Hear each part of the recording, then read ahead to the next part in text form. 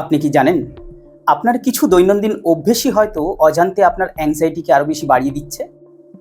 অনেকেই ভাবেন অ্যাংজাইটি হঠাৎ করে আসে, কিন্তু বাস্তবে কিন্তু ছোট ছোট অভ্যেস প্রতিদিন আমাদের মস্তিষ্ককে আরও বেশি সতর্ক, ভীত এবং অস্থির করে তোলে।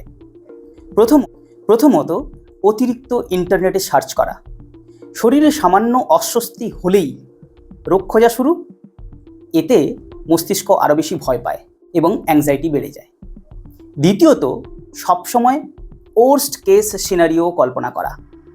যদি খারাপ কিছু হয়ে যায়, এই চিন্তা মস্তিষ্ককে ক্রমাগত বিপদের সংকেত পাঠায়।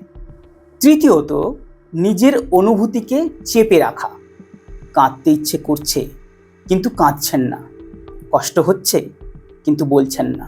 জমে থাকা আবেগ অ্যাংজাইটিকে আরও তীব্র করতে পারে। চতুর্থত, ঘুমের অবহেলা। কম ঘুম বা অনিয়মিত ঘুম মস্তিষ্কের ইমোশনাল কন্ট্রোল কমিয়ে দেয়।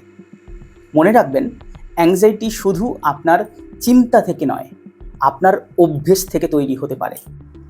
আপনি যদি অ্যাংজাইটি, ওভারথিঙ্কিং বা মানসিক চাপ নিয়ে আরও বৈজ্ঞানিক এবং সহজ ভাষায় জানতে চান, তাহলে চ্যানেলটিকে সাবস্ক্রাইব করুন।